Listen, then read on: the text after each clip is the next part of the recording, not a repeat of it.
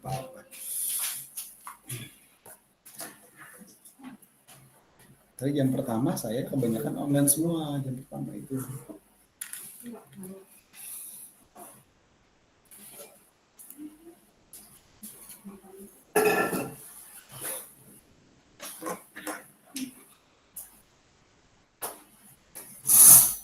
Dah?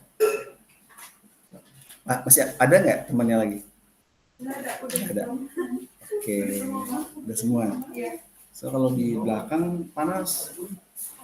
Di atas aja Boleh. Saya nggak tahu orang kira minggu depan gitu ya. Sekarang banyak gitu. Kemarin-kemarin cuma 3 orang gitu kan. Baik, kita mulai ya. Assalamualaikum warahmatullahi wabarakatuh. Waalaikumsalam warahmatullahi wabarakatuh. Yang online ataupun yang offline ya. Ini agak banyak nih yang offline nih, ada sekarang sekitar 7 ya. 7 orang ya. Kemarin 30 orang malah yang gelinding. Kenapa? Padahal kemarin posisinya libur ya. Kemarin posisinya libur. Biasanya dekat libur pada pulang, udah liburan dan sebagainya gitu. Tapi bagus semangatnya. Baik, di sesi kali ini ya kita berhubungan dengan sesi keempat kelima kita hari ini. 4 ya.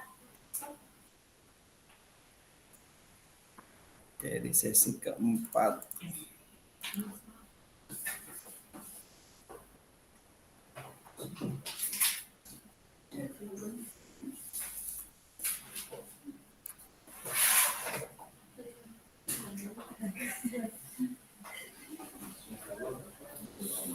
Baik, sesi keempat ya. Sesi keempat kita akan bicara tentang peranan pemerintah ya, peranan pemerintah di dalam ekonomi makro.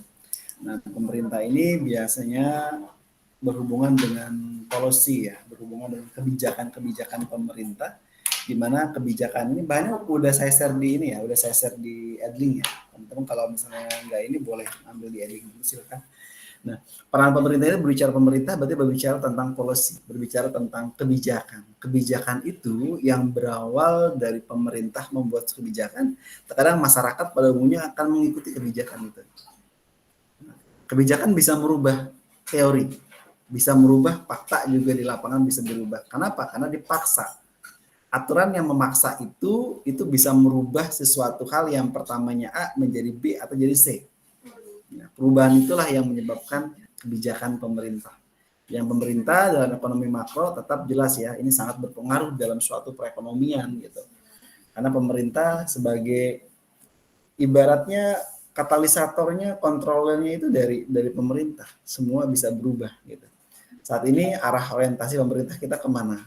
Apakah lebih kepada rakyat yang jadi sumber utamanya untuk menjadi kebijakannya, apa lebih ke arah pengusaha yang lebih diutamakan? Nah, kembali ke situ. Nah, karena tergantung gitu. Dan semuanya ya pengusaha juga gimana Pak? Karena berbagai macam hal yang berhubungan pengusaha juga penting Pak. Kenapa penting? Karena ada pengusaha-pengusaha yang ada mau tidak mau dari mereka juga harus diberikan berbagai macam hal ya. Diberikan mereka investasi, diberikan mereka untuk banyak karyawan yang bisa terserap dan sebagainya. Juga pengaruh juga dalamnya. Bahkan kemarin di Bekasi kan Pak Gubernur minta gaji para OB kan minimal gaji UMR ya 5,5 ya.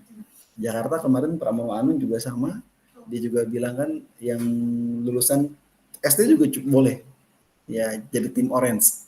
Kalau Jakarta tim orange, gaji mereka gaji UMR Jakarta dengan sendirinya. Nah itu juga berarti pemerintah sudah mulai memperhatikan. UMR setiap daerah itu nggak sama, tergantung kebutuhannya. Teman-teman tinggal di Garut, mungkin tinggal di Cianjur yang UMR yang lebih kecil daripada Bekasi, ya itulah kebutuhan situ mereka. Dan daya tekan hidup, daya disposisi hidupnya beda. Tinggal di Bekasi dengan berbagai macam rintangan yang ada, dan berbagai macam kerja di perusahaan, hapus, dipus segala macam, banyak hal di situ. Tapi kalau di desa-desa, di kampung-kampung kan enggak seperti itu. Anda beli makan juga beda harganya. Lebih murah di daerah. Nah, itu kan sebenarnya menyesuaikan, gaji itu menyesuaikan. Tidak ada kenaikan dan sebagainya, hanya tingkat taraf hidup kita, kebutuhan kita yang lebih mahal di dalam suatu suatu ini. Diawali dengan tingkat pengangguran yang ada ya. Nah, kebijakan pemerintah, biasa pemerintah akan melihat nih, ada nggak sih tingkat pengangguran yang ada. Tingkat pengangguran itu berbicara tentang jumlah orang yang menganggur dalam persentase tenaga kerja. Nah, ini pengangguran ini banyak.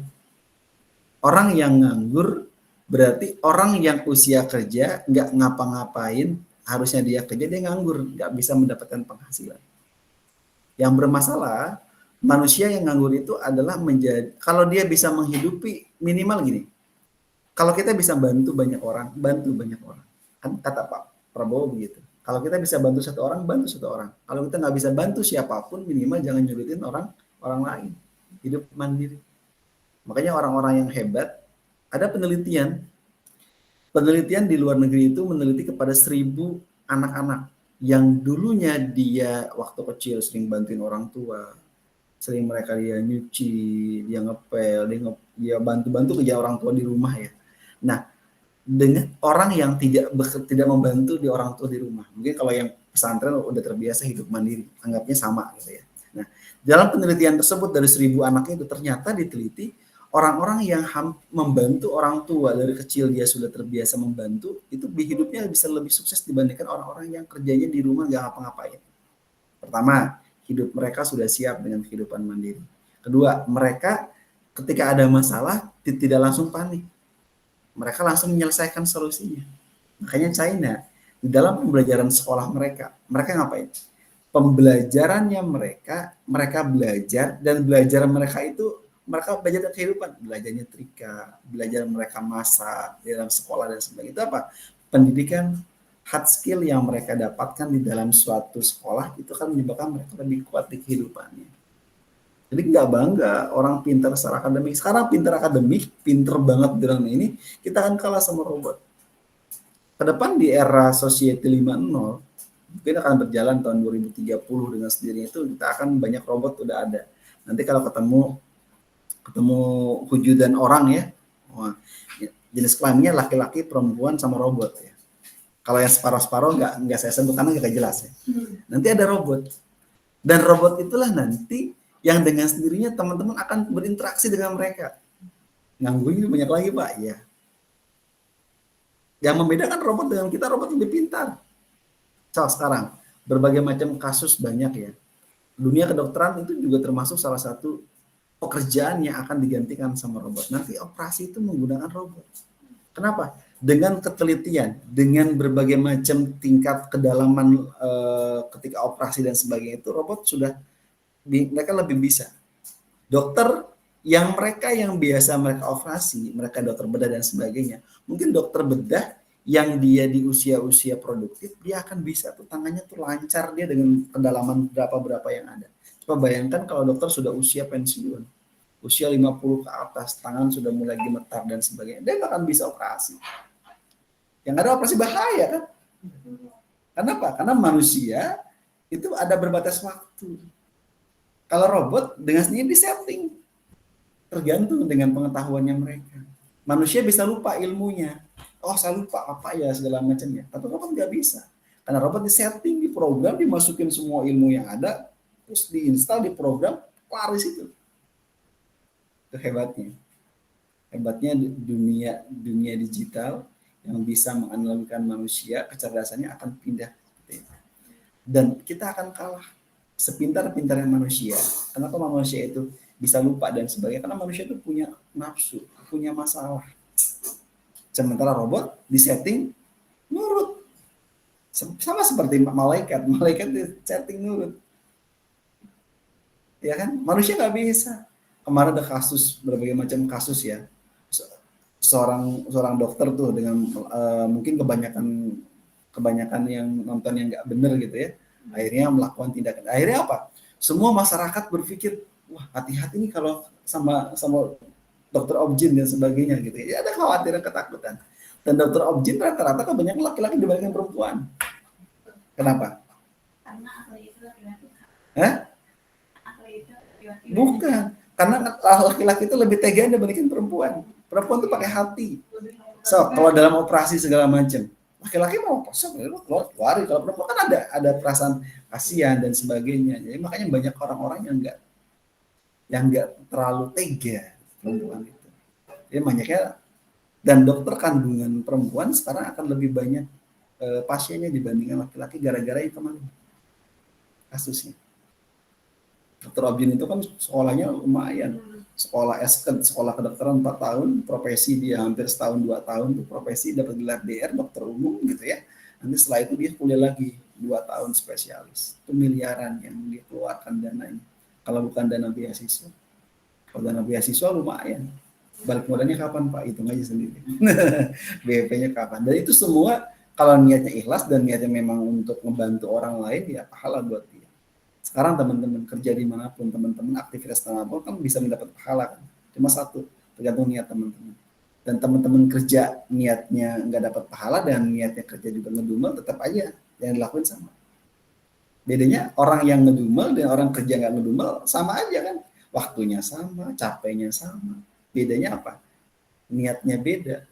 Pahala yang didapetin berbeda, tujuannya berbeda, hati dalam menjalannya beda. Gaji yang kita dapetin sama, nggak rugi. Makanya orang dalam hidup tuh gini. Jangan pernah orang berpikir dengan gara-gara dia pengen nganggur sesuatu, dia nganggur. Kenapa? Karena dia nggak mau kerja sesuai dengan apa yang dia pengen kerja sesuai dengan apa yang dia mau. Itu tidak akan pernah ketemu teman-teman kerja pengen seperti yang teman-teman mau. Nggak akan pernah ketemu. Kenapa? Karena dunia ini tempatnya masalah. Tempatnya sesuatu hal yang tidak ideal, tidak akan menemukan keidealisan, tidak akan menemukan kesempurnaan. Pak, saya pengen kerja di tempat A dengan gaji sekian, dengan kerja yang santai dan gimana, nggak akan dapat.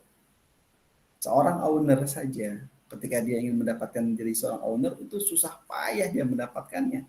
Dengan berbagai macam hal yang membedakan bahwa dia itu dengan sepayanya, mulai dia merintis sesuatu, dihina, difitnah dan sebagainya, itu akan ada.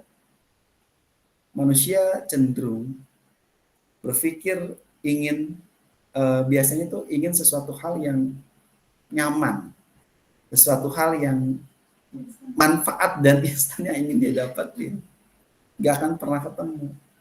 Saya bayangkan kalau saya ajak teman-teman berpikir orang tua kita gimana dulu. Mereka orang tua kita yang dari dulu mereka dengan sendirinya tuh kerja dan berbagai macam hal mereka kerja ya, dengan kerja capek dan segala macamnya mereka gitu ya. Nah, dengan hal mereka itu mempertahankan dan mereka untuk bisa mendapatkan uang untuk anak-anaknya. Mereka dulu di kantor capek, dihina orang, kemudian dimaki-maki sama bosnya dan segala macam. Kan nggak pernah cerita sama kita selaku anaknya.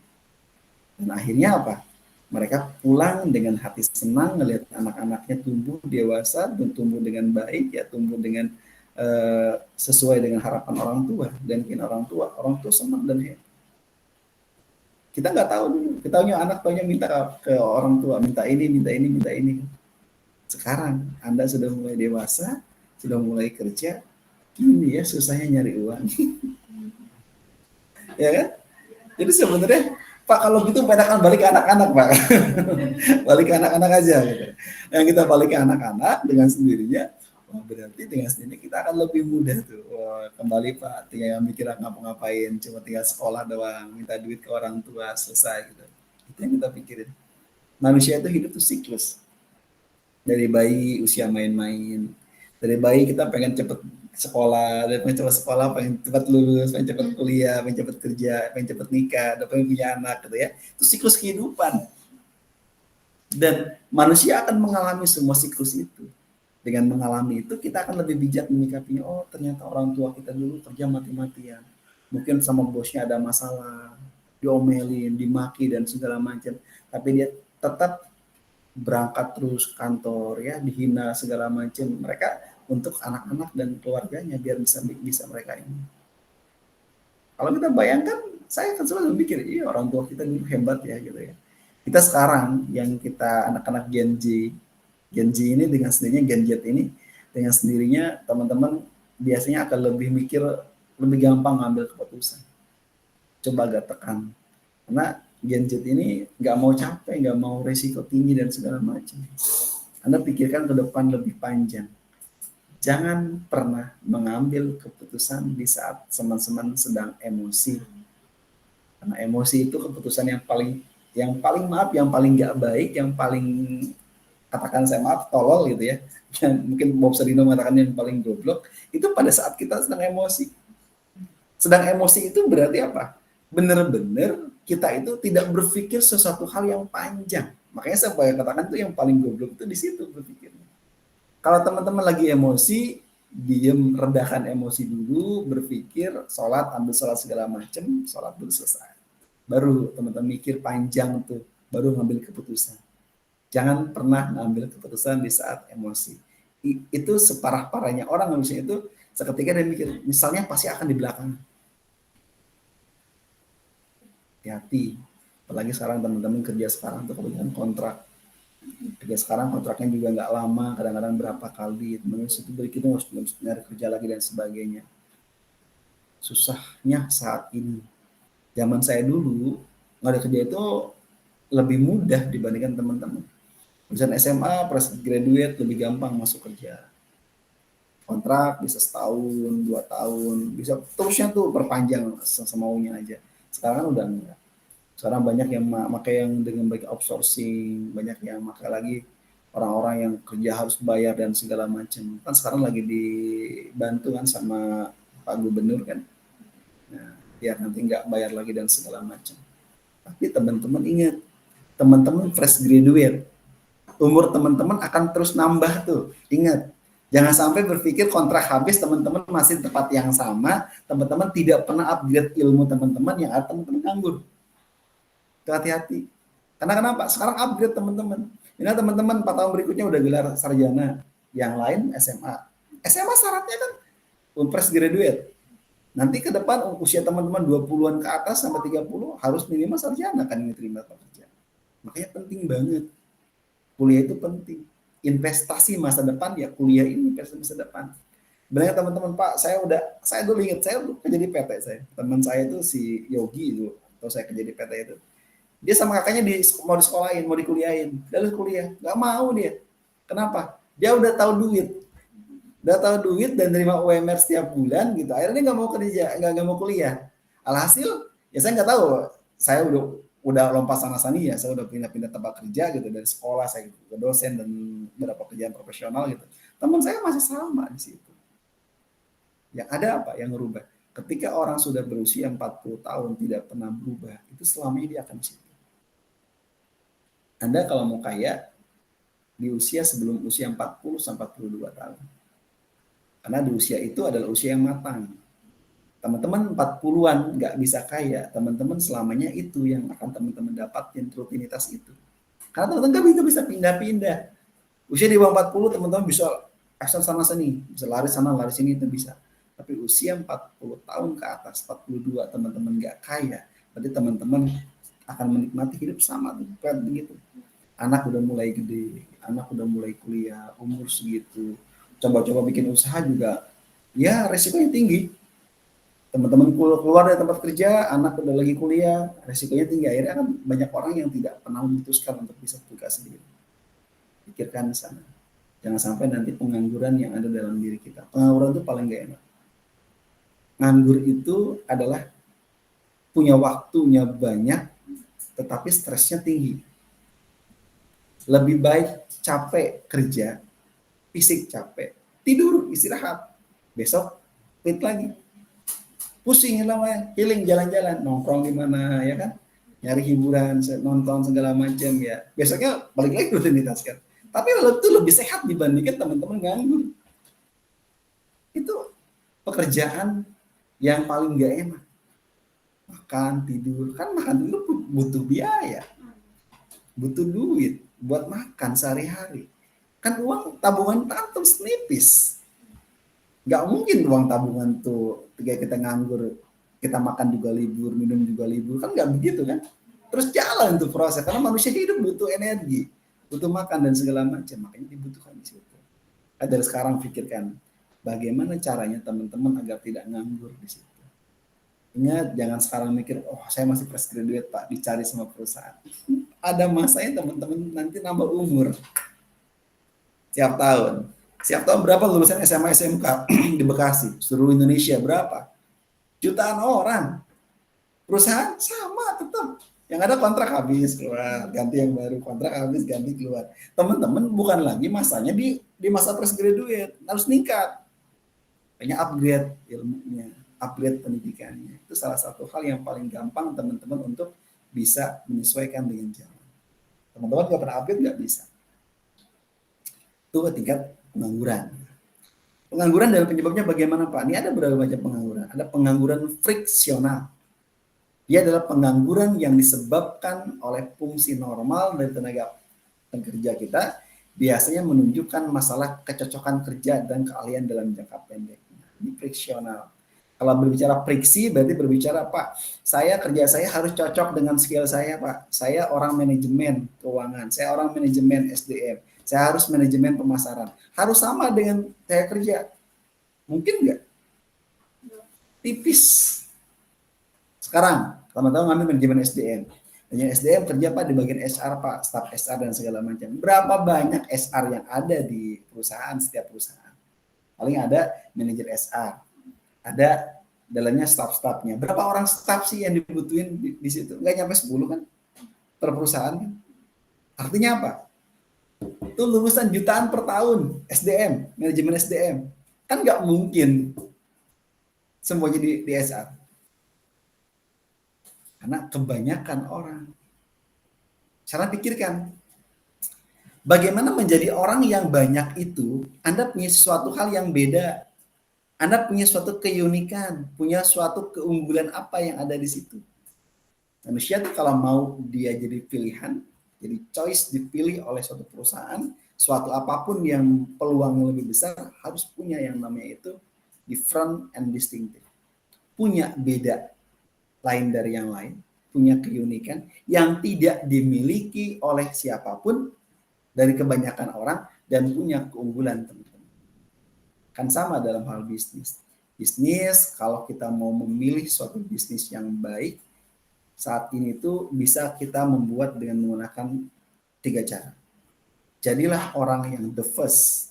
Jadi orang yang paling pertama banget untuk memenangkan suatu persaingan dalam suatu usaha atau dalam suatu diri kita. Bisa nggak kita menciptakan hal yang baru pertama banget yang belum pernah ada, kita ada? Hampir the first itu sulit. Saat ini kebanyakan bukannya the first ya. Jadi kebanyakan orang-orang yang pertama ini sudah banyak usaha-usaha yang sudah ada. Orang skill keahlian pun sudah banyak. Jadi the first itu paling sulit. Kalau nggak bisa the first, dia apa Pak? The best. Jadilah terbaik dari antara orang-orang yang terbaik. Jadi terbaik ini juga agak sulit. Kenapa? Karena kalau jadi the best dari orang yang sudah punya pengalaman, dari perusahaan yang besar dan segala macam, ini sulit. Pak, kita nggak bisa the first, nggak bisa the best. Di different, punya beda. Punya keunggulan. Apa keunggulannya? Contoh tukang ojek pengkolan dulu nggak ada. Oh Pak Nadiem pikir, oh bikin pakai aplikasi Gojek, bikin. Dari mana Gojek? Duplikasi dari Grab, duplikasi dari perusahaan luar segala macam. Jadi yang di online kan segala macam kita membutuhkan dia datang. Nah itu adalah di different, punya bedanya. Teman-teman apa bedanya? Pak, bedanya saya datangnya tepat waktu Pak. Nah itu beda satu. Tapi kalau bedanya datang tepat waktu doang, biasanya kalau karyawan, staff cocok. Tapi kalau orang-orang yang profesional yang dibutuhin, nggak cuma dituntut untuk tepat waktu. Anda punya skill yang tidak dimiliki oleh orang lain dan Anda bisa, hanya Anda yang bisa. Jadi ketika Anda ini dicari sama orang, dicari sama tempat perusahaan. Karena minimal Anda sendiri pun punya suatu hal nilai jual sendiri yang berbeda dari yang lain. Ini yang harus dibentuk. Nyari uang saat itu kan banyak hal, banyak cara yang dilakuin. Cuma bagaimana caranya teman-teman di dalam hal ini untuk bisa membuat suatu hal yang memang beda. Makanya cocok kerja dan yang lain, kalau Anda mau jadi seorang choice dipilih, maka punya bedanya apa? Teman-teman tidak punya perbedaan dari yang kebanyakan orang, mustahil teman-teman akan menjadi pemenang di dalam suatu persaingan. Cocok-cocokan tuh saya bilang enggak, ini anak Gen Z begitu. Ada saya Gen Z, saya kadang ngelihat kemarin suruh kerja di perusahaan, kemudian kena ini, bilang beda, mentalnya beda. Kenapa? Karena mentalnya orang Gen Z itu biasanya tidak berpikir panjang di dalam mengambil suatu keputusan. Ada Gen Z, tapi omongan saya ya nggak masalah, hati-hati. Maka saya bilang tadi, jangan mengambil keputusan di saat emosi. Itu keputusan yang paling goblok yang diambil pada saat emosi. Makanya hati-hati gitu. Bukannya saya nggak apa-apa, karena memang kadang keputusan itu akan bisa menyengsarakan kehidupan kita ke depannya. Makanya kalau lagi marah, lagi emosi, ya jangan mengambil keputusan. Gitu. Jadi memang itu yang paling berat. Dan itu nggak berlaku buat Gen Z, buat saya sendiri pun sama. Karena orang ketika marah besar ya merasa ini ya sama. Manusia itu cenderung itu pasti di hidupnya itu akan selalu dihadapkan dengan namanya hidup bahagia, sedih. Itu tuh akan silih berganti. Jadi nggak usah takut. Sudah ada jadwalnya, kapan Anda happy, kapan Anda bahagia, kapan Anda sedih, itu udah ada ininya. Yang jelas kita kalau selalu berpikir untuk selalu happy dalam kehidupan, itu berat. Karena ujian manusia itu nggak sama setiap orang, beda-beda ujiannya. Ada yang diuji dengan berbagai macam keujian dan ketakutan-ketakutan dalam diri kita. Yang penting kita harus bisa terus survive dengan kehidupan kita dan kita tidak mempersulit, tidak menyulitkan orang lain lah, minimal kita mandiri. Itu yang paling penting. Kedua ada pengangguran struktural. Pengangguran struktural itu pengangguran disebabkan perubahan struktur ekonomi yang mengakibatkan banyak kehilangan pekerjaan dalam industri tertentu. Karena mas kemarin pandemi COVID-19 ya. Itu dengan siklusnya semua orang banyak yang dirumahkan ya, dan juga pekerjaan dengan gajinya pun dipotong 30%, ada yang dapat bayar setengahnya dan sebagainya untuk menyelamatkan perusahaan dan sebagainya. Atau karena juga kehilangan pekerjaan karena mungkin PT tutup. Kayak kemarin perusahaan Sritek yang sudah nyampe 39-40 tahun ya, Sritek ya. Artinya apa? Saya pernah bilang sama istri saya bilang gini, sehebat-hebatnya kita kerja di perusahaan, dia sudah nyampe 100 tahun berdiri perusahaan tersebut, kalau pada waktunya itu kolaps, yang kita siapkan apa? Siapkan berbagai macam kondisi apapun yang mungkin terjadi, kita berpikir harus punya suatu hal yang menyelamatkan diri kita. Nokia yang dulu puluhan tahun, ribuan, harus setahun tuh dia berdiri, dia hebat, akhirnya dia juga kolaps juga. Perusahaan-perusahaan besar, banyak perusahaan besar yang kolaps. Makanya kalau Anda kerja berpikir, saya sampai pensiun Pak di sini, belum tentu sebelum Anda pensiun perusahaan masih ada. Jadi harus siap berbagai macam hal. Pensiun dini siap, makanya harus punya skill, harus punya suatu side job, usaha dan sebagainya. Hidup ini tidak seperti yang kita bayangkan itu akan sama. Perusahaan kita besar nih pasti akan kuat, belum tentu. Ada perusahaan kecil yang dia tiba-tiba, kecil merasa tiba-tiba dia jadi perusahaan internasional, ada. Jadi saya bilang, sesuatu hal yang tidak pasti, itu harus kita siapkan. Jangan sampai terjadi kita pengangguran struktural. Lagi pengangguran ketiga, siklis. Lingkaran siklus. Pengangguran selama resesi dan depresi. Resesi itu zaman Soeharto tuh resesi. 98, krisis moneter, banyak yang di PHK dan segala macam. Depresi juga sama tuh, berhubungan dengan berbagai macam hal yang memangnya ada. Itu siklusnya seperti itu. Intinya kalau kita nggak mau nganggur, ya sebelum kita mau pindah kerja boleh nggak? Boleh. Tapi dengan syarat kita punya dana cadangan 6 kali gaji dari tabungan kita. Itu. Kedua, sebelum kita keluar 1-2 bulan Anda sudah mulai apply. Karena kalau misalnya Anda punya dana talangan tuh 6 kali gaji Anda misalnya UMR 5 juta, 30 juta tuh minimal. Minimal uang itu tuh ketika Anda nyari kerja kan belum tentu juga Anda dapat di bulan yang pertama. Bisa juga berapa ini. 6 bulan tuh harus dapat kerja. Tapi kalau misalnya Anda belum dapat kerja, saran saya lebih baik Anda ngelamar dulu, apply sampai Anda diterima baru Anda keluar. minimal selisih 3 hari atau seminggu itu lebih baik. Ya, teman-teman ibaratnya keluar tanpa ini. Tapi kalau teman-teman habis kontrak lain cerita. Kalau kalian kontrak berarti mau tidak mau teman-teman harus ngisi ini dari uang teman-teman. Teman-teman dalam setahun kerja gaji UMR 5 juta misalnya. Berarti teman-teman harus isiin tuh sekitar 20%. Atau mungkin berapa persen yang harus teman-teman ini kan selama setiap bulannya tuh. Kalau 20% sekitar 1 jutaan ya. Setahun 12 juta. Berarti kalau misalnya itu sekitar 30-an kalau mau aman. 1,5 kali 12. Ya, sekitar 3 kali 6 18 jutaan. Minimal teman-teman ketika masa dalam pengangguran itu teman-teman ada saving.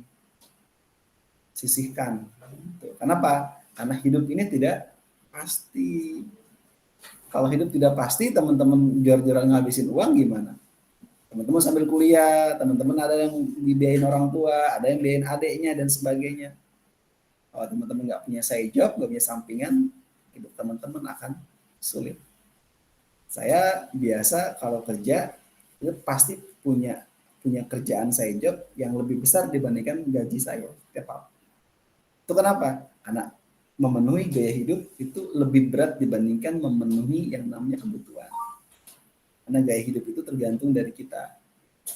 Kalau gaya hidup kita pengen tinggi, gaya hidup kita pengen lebih lux, lebih dihargai orang dan segala macam, maka kita harus kuat, harus siap dengan berbagai macam kerjaan-kerjaan keluar kita. Kerjaan luar itu akan bisa memenuhi itu keinginan kita. Tapi tetap kebutuhan yang namanya kebutuhan hidup tetap harus didapatkan dari tempat pekerjaan yang saat ini. Jadi nggak terganggu siklusnya, nggak terganggu. Kalau terganggu ya teman-teman akan lebih berat ke depannya untuk bisa mendapatkan itu. Kemudian pengangguran dan output agregat. Nah, pengangguran cenderung turun bersama ya dengan turunnya output agregat dan demikian juga sebaliknya. Nah, itu tantangan dari pasar ya. Kalau misalnya harga suatu barang itu misalnya banyak yang ininya, mau tidak mau kan tenaga kerja kan banyak. Barangnya turun, tidak ada yang beli segala macam, mau tidak mau kan banyak yang di PHK dan segala macam. Karena perusahaan itu apa? Untuk menyelamatkan keadaan perusahaannya. Bukan berarti perusahaan itu sama kita, enggak. Perusahaan itu kita kerja, kita tidak ada yang namanya loyalitas. Yang ada apa? Kita sudah dibayar tiap bulannya. Jadi kalau teman-teman mau loyalitas, teman-teman 40 tahun di perusahaan tersebut, teman-teman pensiun, teman-teman cuma dapat uang pensiun, teman-teman nggak dapat aset perusahaan, teman-teman nggak dapat yang namanya saham perusahaan. Ya teman-teman, kalau saya bilang, teman-teman berangkat pagi, ya P7, pergi pagi, pulang petang, pendapatan pas-pasan. Ya. Pertanyaannya, udah pas-pasan, pas puluhan tahun ya, jadi bukan P7 juga P9, puluhan tahun mengabdi gitu. Dan puluhan tahun mengabdi, teman-teman ketika pensiun, teman-teman sudah tidak bisa mewariskan kepada anak. Kira-kira dari sekarang itu kerja apa dikerjain? Ya. Ada yang bilang kerja serius, gaji bercanda. Ada kerja bercanda, gaji serius. Tapi kok kalau misalkan kalau saya kan 30 tahun kerja di perusahaan yang ini nih, kan namanya PTN iPad. Nah, terus si papa tuh dulu mau diangkat manajer, tapi dia tidak mau. Nah itu kayak gimana? Nggak mungkin orang tuanya nggak berani ambil risiko ya intinya, karena dia lebih milih yang nyaman. Karena kalau manajer itu kan kalau ketika kegagalan suatu tim yang paling pertama kali kena adalah manajer. Pimpinan itu pertama gini, ketika dia jadi pimpinan, kalau dia gagal yang salah itu bukan stafnya, pimpinannya. Yang dipecat duluan pimpinannya. Karena kenapa? Karena dia yang berisiko, dia yang berani ngambil sikap. Makanya kalau misalnya ini mungkin orang tuanya pilih aman gitu. Karena yang penting anak-anaknya dulu. Karena orang tua banyak berkorban loh. Mungkin orang tua kita pengen jadi pengusaha, tapi mungkin dia melihat keadaan, lihat anak dan sebagainya, nggak mau ngambil risiko. Anak saya harus kuliah dulu, anak saya harus mapan dulu, anak saya ini. Jadi orang tua kan lebih banyak ngalahnya. Sok aja. Gitu. Mungkin beda kalau saya mikir gini, dulu saya sampai kuliah dokter tuh nggak mikirin, ya udah anak saya masih kecil lah, masih SD gitu ya, saya kelar dokter dulu. Saya dokter mikir ini, ya udah sekarang seperti kalau saya mau bikin usaha lagi, saya harus mikir nih, berarti harus punya nih side job lain yang memang penghasilan yang tidak didapatkan dari hasil usaha, dan itu harus tiap bulan dapat ya passive income, Dan itu nanti baru saya bikin usaha lagi, karena mengamankan keluarga itu penting. Orang tua begitu. Kalau kita nggak siap dengan berbagai, karena gini, keberhasilan seseorang di dalam suatu usaha itu beda halnya dengan di zaman dulu dengan di zaman sekarang. Zaman dulu lebih mudah dari zaman sekarang. Kalau zaman sekarang itu banyak persaingan yang luar biasa. Anda mau dapat uang dari YouTube, dari Facebook segala macam, itu kan butuh proses yang panjang. Ya, KDM, Kandidi Mulyadi gubernur kita pun itu puluhan, itu mungkin 5 tahun 6 tahun yang lalu dia waktu dia jadi gubernur Purwakarta, dia merintis YouTube, merintis Facebook segala macam. Karena penghasilannya miliaran soalnya penghasilannya. Makanya jor-joran yang ngeluarin bantuin orang dengan uang sendiri pun nggak masalah dari YouTube. Dia kerja sambil jadi konten kreator, ya. Gubernur apa konten kreator? Konten kreator apa gubernur gitu kan? Banyak ada yang bilang statement begitu kan. Itu artinya apa? Boleh-boleh saja selama itu misalnya dia dalam hal yang ngebantu orang, ya dia juga kerjaan dia selesai nggak masalah. Itu yang jadi ini. Makanya teman-teman sama. Teman-teman merintis sesuatu, ya apalagi itu adalah hal yang memang nggak ini, itu butuh waktu panjang untuk mendapatkan itu. Beda halnya kalau teman-teman jadi artis. Kalau artis baru muncul langsung. Tapi artis pun ada masanya. Ada masa dia tidak terkenal, ada masa orang sudah jenuh dengan dia. Akhirnya muncul yang baru dan dia pun harus siap.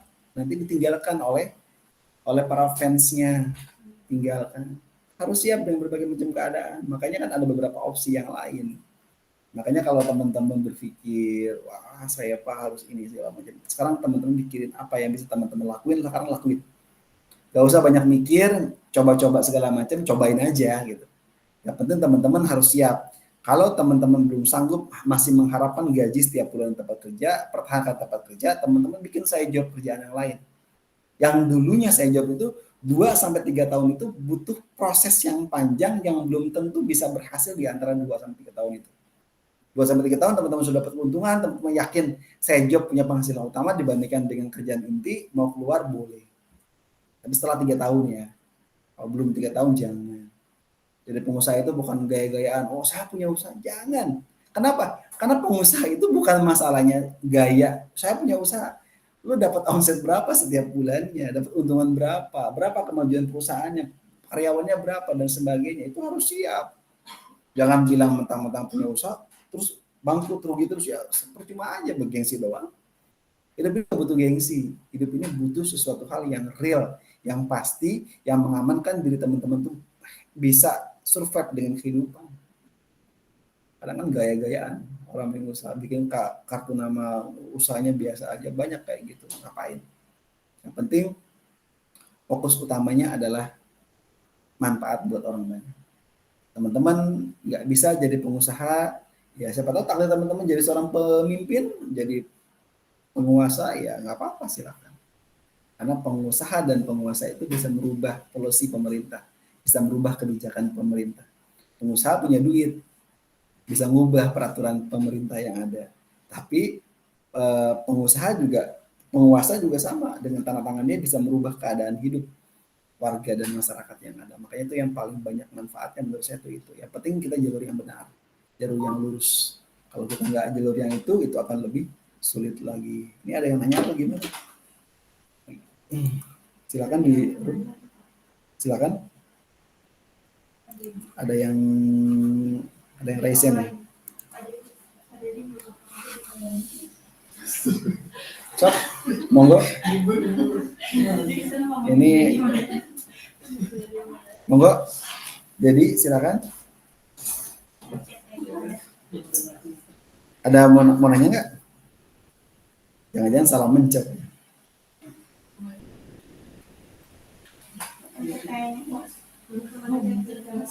Oh, nggak jadi.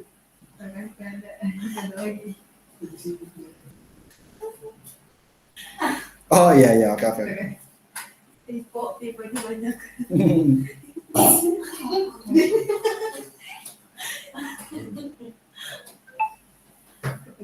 Saya hari ini tuh disuruh ke Bekasi gitu.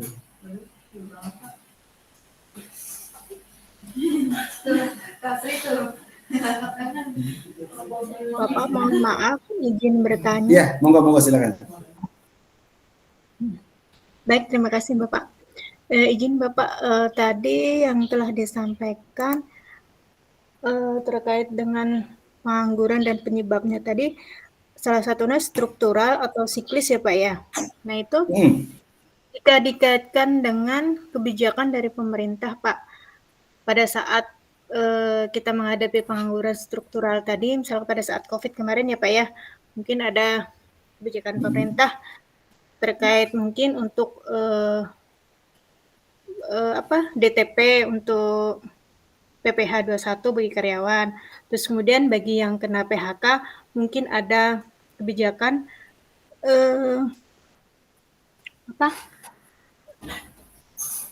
uang pesangon ya Pak ya.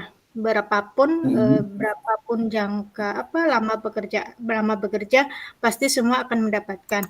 Nah, dari dulu kemudian mungkin UMR juga ya Pak ya. Ada beberapa kali yang mungkin setiap tahun pemerintah itu pasti ada mengeluarkan kebijakan terkait dengan UMR. Nah, yang saya tanyakan ini bagaimana ya Pak menanggapi bagi karyawan khususnya buruh ya Pak, itu masih banyak mereka yang ada tuntutan-tuntutan yang mereka melakukan demo-demo kayak gitu Pak. Itu bagaimana ya Pak ya? Terima kasih. Ya, baik. Kalau bicara demo ya, sebenarnya itu kan hak-hak dari karyawan ya untuk ini. Sekarang gini, rubah polanya. Yang demo-demo itu kan yang mendapatkan keuntungan itu serikat pekerja. Mereka yang menggerakkan buruh-buruh, mengatasnamakan buruh, mereka nggak kerja rata-rata. Mereka ngurusin tuh serikat pekerja itu. Dapat uang dari mana mereka? Dari hasil dari perusahaan-perusahaan itu untuk dapat uang dari perusahaan itu mereka. Dan mereka mengatasnamakan buruh. Yang kerja teman-teman yang suruh demo dan segala macam, ujung-ujungnya nanti ada deal-dealan khusus dari mereka. Pertanyaan saya adalah keuntungan teman-teman demo dan nggak demo apa? Padahal jelas namanya gaji dan sebagainya itu inflasi ada, pemerintah juga akan dengan sendirinya dia pun mewakili, pasti akan ada kenaikan di setiap tahunnya dengan sendirinya. Gitu. Yang ada ujung-ujungnya kalau teman-teman demo, kadang-kadang dari pihak perusahaan nggak senang, ujungnya teman-teman dikeluarkan dari tempat kerja teman-teman, yang rugi siapa? Berbicara karyawan, berbicara dengan seorang owner ya di dalam suatu bisnis ya, dalam suatu apapun, itu tergantung dari kita.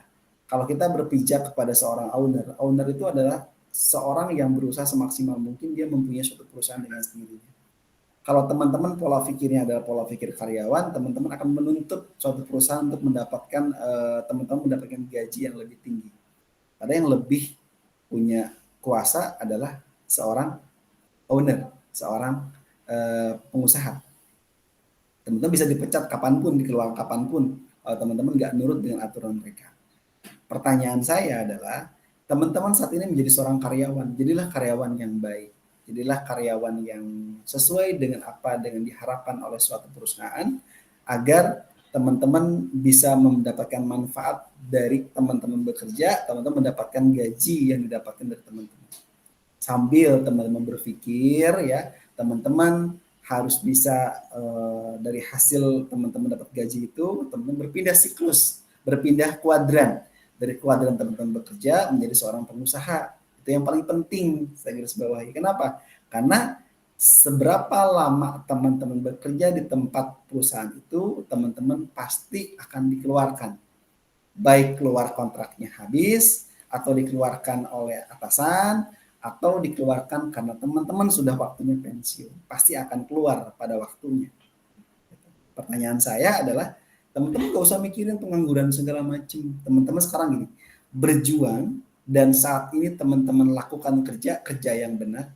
Teman-teman pikirkan masa depan teman-teman tuh mau seperti apa, jangan terus jadi karyawan. Itu yang paling penting. Sekarang kalau kita berdebat, berpikir karyawan adalah ini segala macam. Saat ini banyak banget orang-orang setiap tahunnya, lulusan setiap tahunnya yang menjadi karyawan. Karena tenaga kerja itu sedikit, tenaga kerja banyak, perusahaan sedikit. Jadi yang ada apa? Nganggurnya banyak.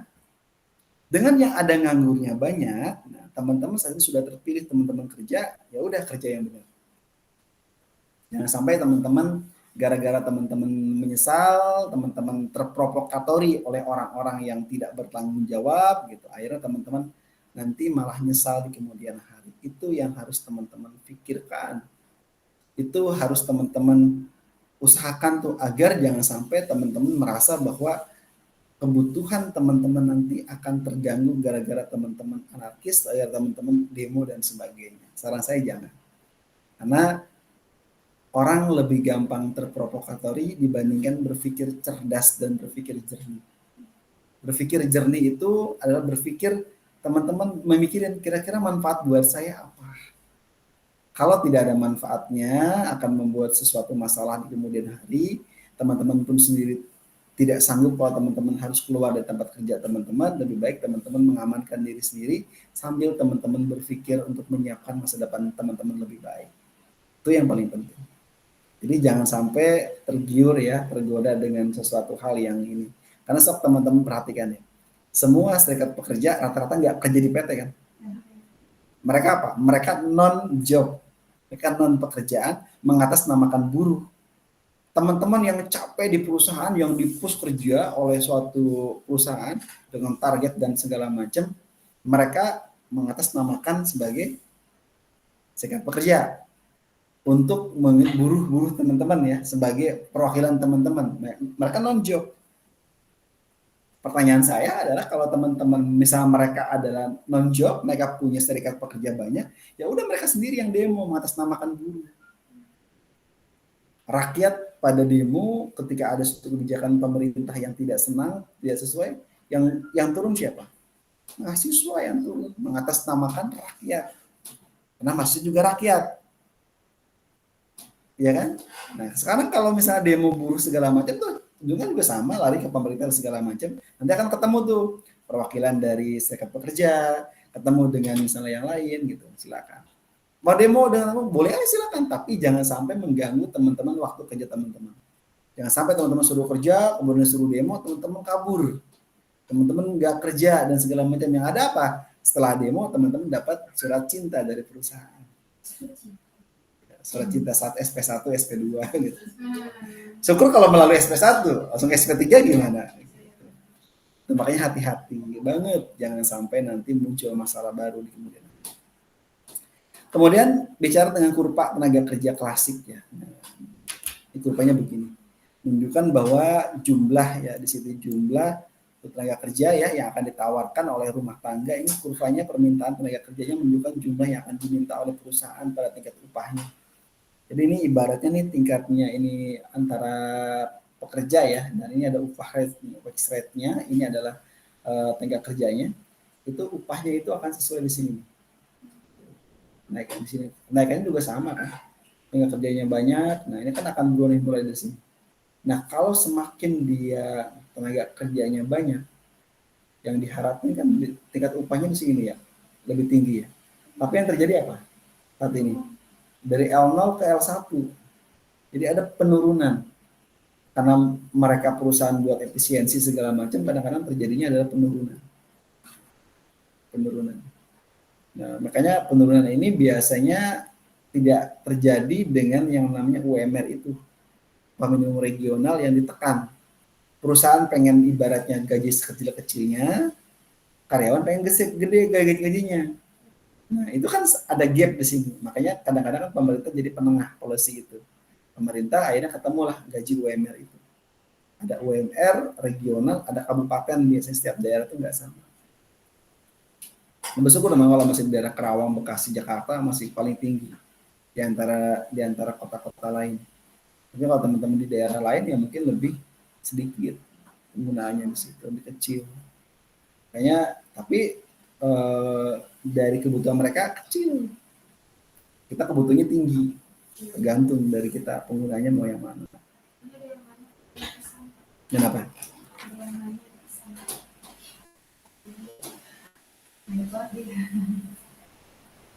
Nantilah pertanyaan kita ini ya, saya menjelasin dulu biar nanti materinya selesai. Nah, kemudian berbicara tentang masalah sticky wage. Nah, sticky wage ini rigiditas ya, yang mengarah ke bawah dari upah sebagai penjelasan keberadaan pengangguran. Dengan keberadaan pengangguran, ini rigiditas ini mengarah ke arah upahnya mana. Nanti pertanyaan yang lainnya setelah selesai saya menjelaskan ya, jadi biar nggak keganggu materinya. Kemudian penjelasannya apa? Penjelasan upah relatif ini atas pengangguran ini adalah penjelasan di mana pekerja akan menolak pemotongan upah jika pekerja di perusahaan lain tidak dianggap mengalami pemotongan yang serupa. Pemotongannya serupa yang tidak dianggap di sini. Ini adalah strike rate. Boleh lagi perjanjian mengenai upah.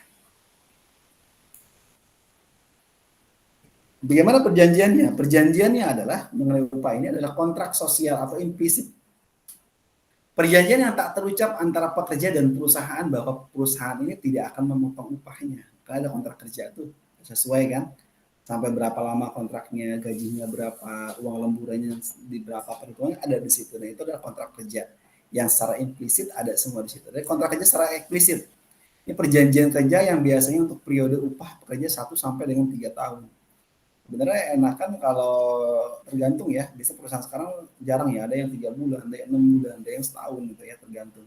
Nah, kalau eksplisit secara sampai dengan tahun-tahun. Biasanya mereka tuh ada, biasanya awal-awal jarang yang sampai 3 tahun, jarang, paling setahun biasanya paling lama itu. Ada lagi COLA, cost of living adjustment. Ini pasal kontrak yang mengkaitkan antara upah dan biaya hidup. Upahnya berapa, biaya hidupnya berapa. Semakin tinggi inflasi, maka semakin tinggi kenaikan upah yang ada. Ya, tergantung inflasinya. Setiap tahun itu ada kenaikan 10%, dan 12%, bahkan lebih kenaikannya. Kemudian ada lagi teori upah efisiensi. Ini adalah teori upah efisiensi yang dijelaskan adalah pengangguran di mana produktivitas pekerja dia meningkat sesuai dengan tingkat upah yang ada. Sehingga apa yang terjadi? Terjadi perusahaan yang melihat insentif untuk memberi upah di atas tingkat upah pasar yang ada. Jadi harus sama tuh upahnya itu. Ada lagi hukum upah minimum. Ini adalah hukum upah yang menerapkan tingkat upah terendah. Tingkat minimum per jamnya bekerjanya itu berapa. Itu kalau dihitung dengan menggunakan gaji upahnya ada minimumnya. Ada lemburan berapa per jam dan segala macam. Lemburan di hari biasa dengan lemburan di hari di minggu kan beda, hari libur. Itu kan ada perhitungan khusus dan itu ditetapkan oleh pemerintah dan itu disepakati. Kemudian tingkat pengangguran dan inflasi. Nah, ini naik output, ada pemasukannya agregat yang dimana dia menurunkan adanya tingkat penganggurannya ada diturunkan. Dan demikian sebaliknya. Kemudian ada lagi keterhubungan negatif ya antara tingkat pengangguran dan tingkat harga yang ada di sini bagaimana. Mulai turunnya tingkat pengangguran yang seiring dengan pencapaian output kapasitas ya, kemudian juga menaikkan tingkat harga seluruhnya itu bagaimana. Itu ada keterkaitannya. Jelas tingkat inflasi itu adalah perubahan persentase tingkat harganya bagaimana. Dari hukum Phillips nih. Dia mengatakan bahwa menunjukkan bahwa ketergantungan antara tingkat inflasi dan pengangguran. Nah, kalau tingkat inflasi di sini yang ada nih, inflasinya dia meningkat, maka penganggurannya juga dia akan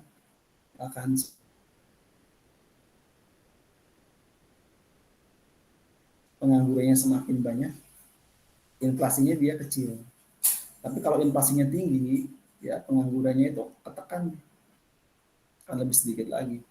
Tapi jangan jelas di sini keterhubungan antara keduanya tergantung dari inflasi ini. Kalau inflasinya tinggi, yang nganggur banyak biasanya. Tapi kalau inflasinya dia rendah, tergantung dengan banyaknya juga tenaga kerja dan perusahaan-perusahaan yang ada. Kalau perusahaannya banyak, ya mungkin akan terserap. Makanya sekarang pikirin bagaimana caranya banyak pengusahanya dibandingkan dengan yang kerjanya. Kita kan nuntut sesuatu, tapi kita juga sendirinya nggak bisa. Harusnya siapin tenaga kerja berapa tenaga kerja yang bisa kita ini kan. Trade off antara pengangguran dan inflasi. Ada trade off nih, ada jangka pendek ya antara inflasi dan pengangguran yang ada. Namun juga ada faktor nih selain pengangguran ya, juga di dalamnya ada faktor mempengaruhi terjadinya suatu inflasi. Kemudian dalam membuat kebijakan, ini jauh lebih rumit dari sekedar memilih satu titik di sepanjang kurva yang jelas dan mulus. Ada lagi tingkat alami pengangguran ya, atau dikenal dengan nama ada dana Nairu. Tingkat alami dari pengangguran di sini adalah pengangguran yang terjadi sebagian normal dari fungsi perekonomian. Ada dalamnya itu dikenal dengan yang namanya Nairu. Nairu itu adalah non-accelerating inflation rate of unemployment. Nah, ini adalah tingkat inflasi yang tidak menambah cepat, dan bahkan dalamnya dia menambah suatu pengangguran yang ditambah di situ. Nah, peran pemerintah apa? Peran pemerintah yang dibutuhkan karena perekonomian tidak dapat secara efisien menghasilkan barang atau menghasilkan jasa yang optimal kepuasan masyarakat ini. Kegagalan pasar dia merupakan muara nih dari titik tercapainya kegagalan suatu pasar. Nah, ini menurut Richard, dia mengatakan bahwa peran pemerintah dalam perekonomian dia punya peran ya, ada peran stabilisasi, ada yang kedua peran redistribusi pendapatan, ada yang ketiga peran alokasi sumber daya. Nah, di antara peran-peran ini dilihat nih dengan berbagai macam hal di situ tuh. Ada yang namanya peran pemerintah di situ menurut Richard adalah peran stabilisasi. Ya harus distabilkan. Kalau misalnya distabilkan berarti harus stabil tuh dari mungkin berbagai macam kebutuhan yang ada di situ ya, dengan berbagai macam halnya. Dengan berbagai macam kebijakan ini baik juga dilihat dari semua tuh, baik dari kebijakan apapun. Stabilitas berarti berpengaruh dengan fondasi keberlanjutan ya. Ketahanan, kemudian kepercayaan yang berkelanjutan dalam kehidupan, aspek dan sebagainya ya. Ini banyak hal. Bisa dilihat dari berbagai macam hal nih dalam berbagai macam bidang. Ada dalam organisasi ya jelas dia butuh keberlangsungan operasional, dia butuh kepercayaan atau ras dari karyawan yang harus percaya. Kemudian juga dasar inovasi yang terencana. Dalam ekonomi bagaimana stabilnya? Menarik investor, investornya harus tertarik. Investor yang tertarik dengan sendirinya mau tidak mau berarti investor itu datang ke Indonesia. Dia menanam saham, dia bikin perusahaan, dan warga sekitar dia tenaga kerja terserah. Menjaga daya beli masyarakat juga sama. Kemudian mendukung Papua pertumbuhan jangka panjang. Kalau dalam politik gimana Pak? Jamin tata kelola yang efektif. Kemudian kredibilitas negara harus diperhatikan agar rakyat percaya. Jangan sampai gara-gara kemarin ya orang yang korupsi nyampe ratusan triliun, penjaranya cuma berapa tahun. Itu kan juga masalah. Jadi tingkat trust masyarakat sudah mulai tidak percaya kepada pemerintah. Kemudian menentukan risiko konflik yang ada bagaimana. Kemudian dalam kehidupan pribadi, dalam sosiologi juga penting nih. Lihat kesehatan masyarakat bagaimana kesehatannya. Kalau masyarakat yang sehat, berarti warganya makmur.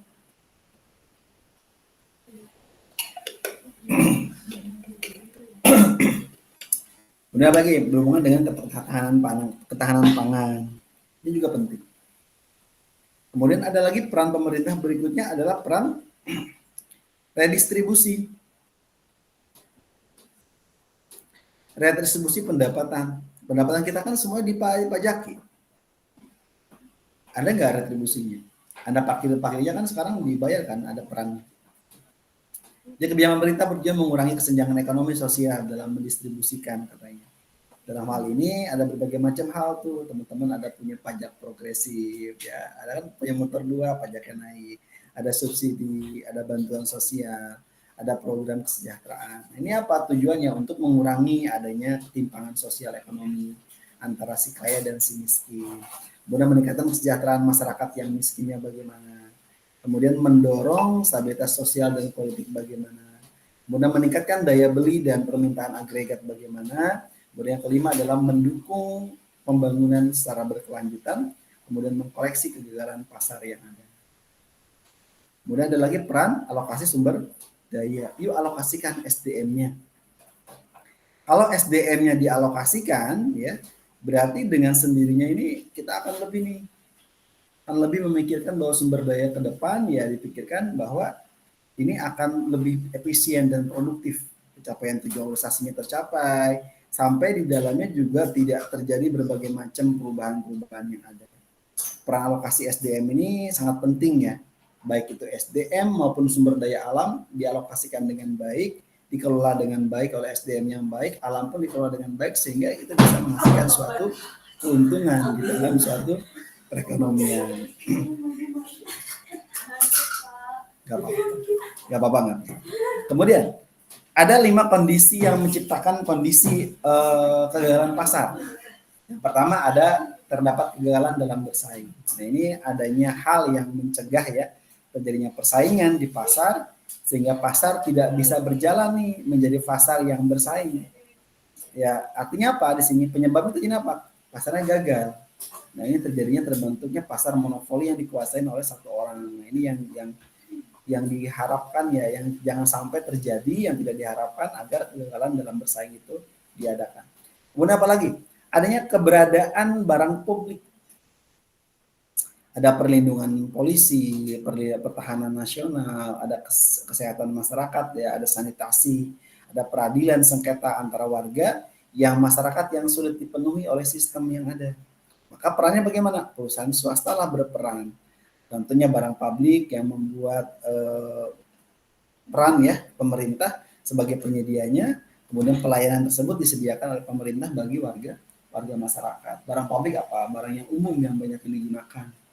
Kan banyak tuh punya pemerintah ya yang berhubungan dengan barang publik. Contohnya kayak gas LPG yang 3 kilo itu kan barang yang dikatakan dia barang publik juga punya pemerintah, tapi swasta juga bergerak kan, pengecer dan segala macam bergerak.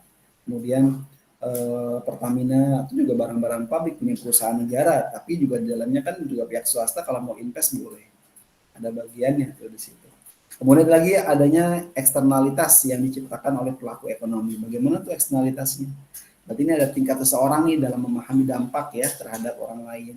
Namun tidak ada kompensasi atas dampak yang dirasakannya. Bagaimana eksternalitas ini? Ada dua jenis nih. Ada positif, ada negatif eksternalitasnya. Nanti di pertemuan terakhir kayaknya dibahas tuh. Khusus tentang membahas eksternalitas. Kemudian ada lagi berhubungan dengan kegagalan informasi atau informasi yang tidak sempurna. Dapatnya dari mana Pak? Adanya informasi yang tidak sempurna juga ikut mendorong pemerintah yang ikut mengintervensi pasar. Salah satunya apa? Hal yang nyata yang menunjukkan pentingnya peran pemerintah yang terkait dengan informasi yang tidak sempurna ini. Adanya label halal pada produk makanan. Kemudian yang kelima, adanya ketidakstabilan makroekonomi nih. Adanya ketidakstabilan makroekonomi terutama terlihat dari tingkat pengangguran dan stabilitas harga merupakan alasan selanjutnya untuk perlu diinvestasi oleh pemerintah. Ini ada berbagai macam nih peranan-peranan pemerintah ya. Ada peranan sebagai kebijakan fiskal, ada kebijakan moneter ya, ada kebijakan ekonomi internasional. Nah, ini masing-masing dibahas nih tentang dalam ekonomi makro ini. Gitu. Itu yang agak berat ya di dalam ininya.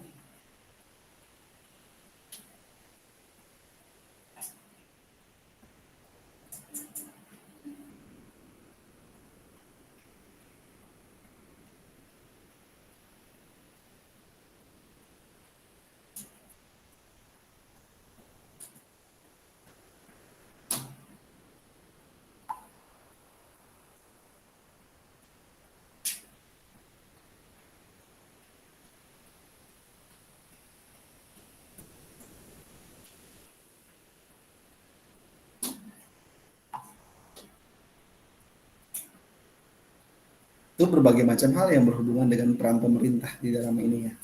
Jadi udah jam 12 kurang ya sebelum absen. Absen dulu.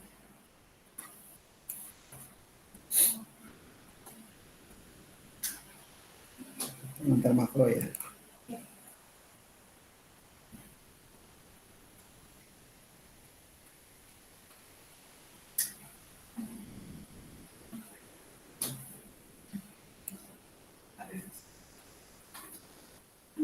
Kemudian Aisyah Diah Pertiwi ada? Hadir Bapak. Aisyah. Oke. Dini Andini.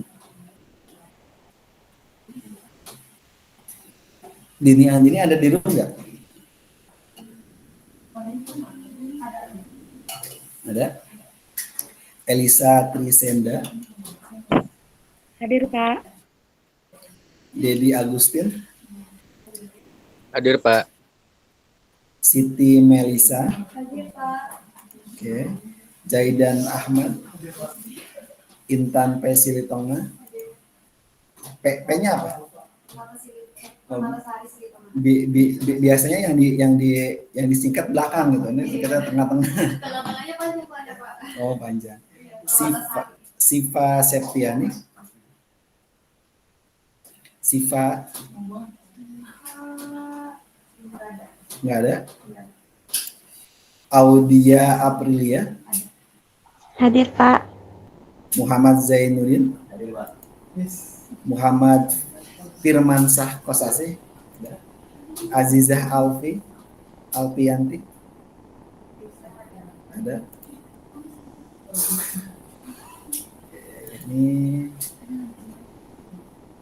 Ini manajemen.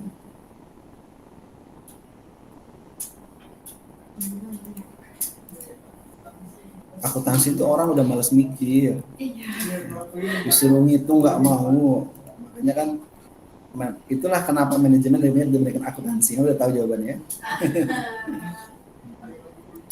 Karena mereka malas untuk menghitung, gitu kan, capek.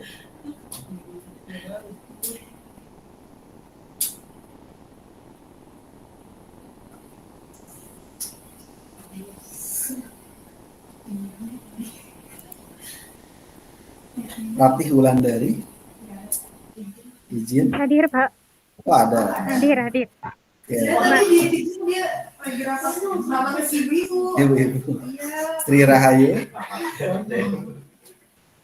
Hadir Bapak. Hadir.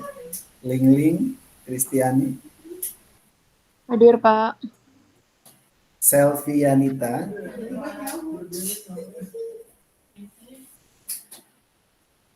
Selvianita ada. Maya Susanti. Hadir. Akuntansi itu 5 orang. Seadanya.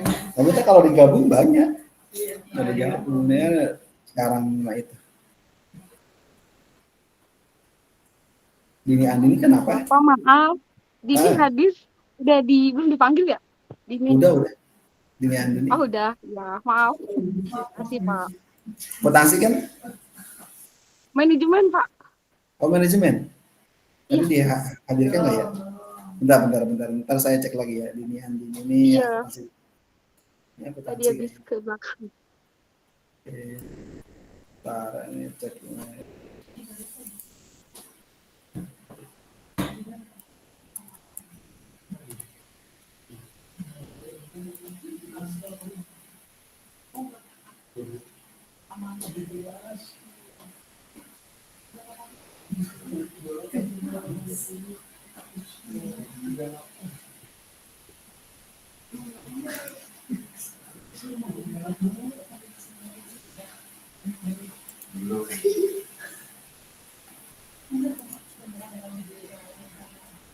Dini Andini udah hadir gak? Oh, udah. Dini Sudah ada ya, Andini. Pak. Iya, terima kasih, Pak. Oke.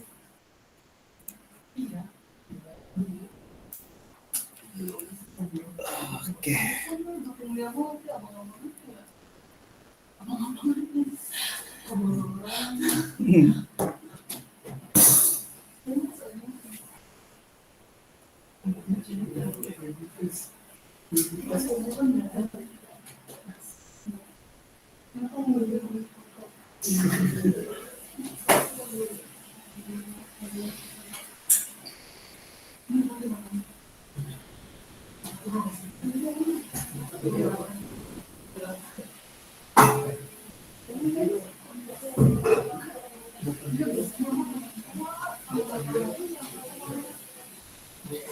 Baik, satu slide lagi ya. Ini berhubungan dengan peran pemerintah nih, peran pemerintah di dalam ekonomi makro ini. Ada beberapa macam kebijakan, ada kebijakan fiskal ya. Ini kebijakan yang pemerintah dalam mengatur pendapatan. Biasanya dapat dari pajak, dapat dari pengeluaran belanja negara ya. Nah ini secara otomatis ini menggambarkan ekonomi secara keseluruhan nih. Dalamnya ada pertumbuhan ekonomi dilihat, ada inflasinya, dan bahkan terkadang juga pengangguran juga termasuk dalamnya juga diperhatikan di situ. Nah, banyak hal ya di situ ya, tujuannya dia untuk menstabilkan perekonomian, kemudian mendorong pertumbuhan ekonomi, mengurangi pengangguran, juga menjaga stabilitas anggaran. Instrumen utamanya itu kalau fiskal itu ngomongin duit, pendapatan negara berapa. pajak penghasilannya berapa, PPN-nya berapa, cukainya berapa, dan lain sebagainya yang hubungan dengan duit. Kemudian belanja negara, subsidinya bagi berapa yang diberikan, kemudian pembangunan infrastrukturnya, pendidikan, gitu. Nah, itu ada berhubungan dengan fiskal. Kalau moneter, ini kebijakannya bank sentral. Bank sentral yang mengatur jumlah uang beredar dari suku bunga. Pak, uangnya cetak banyak aja bagi-bagi. Nah, itu akan menjadi masalah baru. Karena uang cetak banyak berarti nilai kita semakin turun di mata dunia. Karena mencetak uang itu ada yang namanya ibaratnya apa ya? Kayak ibarat sejenis kayak ada saham yang diberikan atau mungkin apa ya, jaminan emas berapa banyak yang dijaminkan untuk mencetak uang. Ya, semakin banyak uang cetak agak berat. Dan uang digital itu termasuk salah satu juga ada mungkin pertimbangannya lain, mungkin berapa banyak yang itu kan namanya kebijakan uang ya. Nah, ini tujuannya apa? Mengendalikan inflasi, kemudian stabilkan nilai tukar. Dolar sekarang udah berapa dolar sekarang? Naik ya? Naik lagi ya, dari kemarin 16 sekian, lain lagi. Kemudian pertumbuhan ekonomi sampai menjaga berbagai macam. Nah, kalau kebijakan ekonomi internasional, nah ini hubungannya ekspor impor mengendalikannya, ada menarik investasi asing dan sebagainya. Nah, ini berhubungan dengan ekonomi internasional. Itu ya yang bisa disampaikan. Nah, ini tugas 1. Nanti saya upload begitu ya, tugas 1. Nanti pengumpulannya paling lambat pas UTS, Pak. Jadi pas UTS-nya. Nanti saya taruh di Edlink ya, belum saya taruh Edlink. Ini individu aja. Pilih salah satu. Kalau mau kelompok empat-empatnya boleh. Buatlah makalah tentang, ya kan tuh. Pilih salah satu. Jadi nggak milih banyak. Pilih salah satu.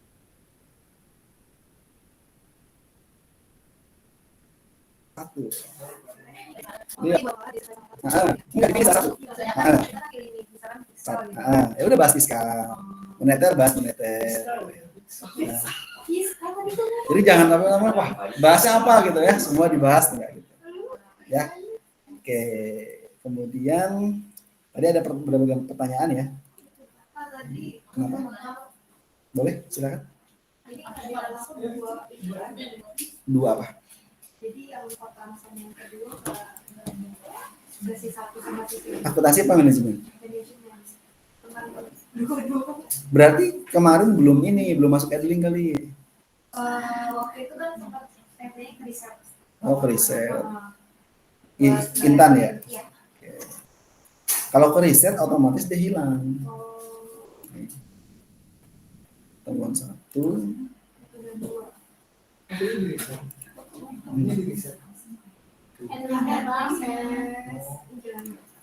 So, di request ya.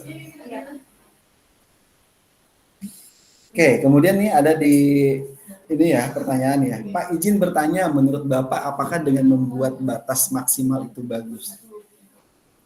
Sekarang ada undang-undang Omnibus Law katanya kontrak sampai 5 tahun.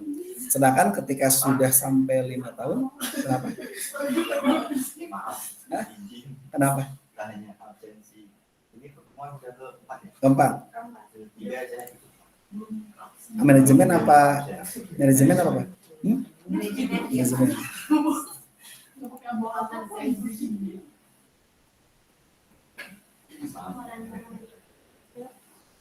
Siapa?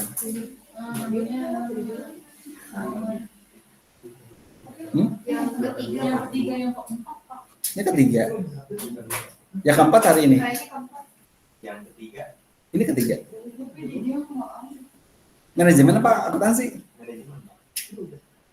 Siapa namanya? Ini. Ini hadir.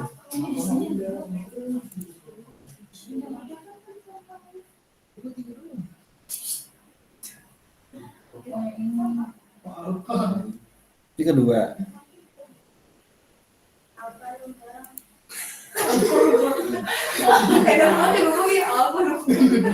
Saya waktu itu izin lagi itu siapa?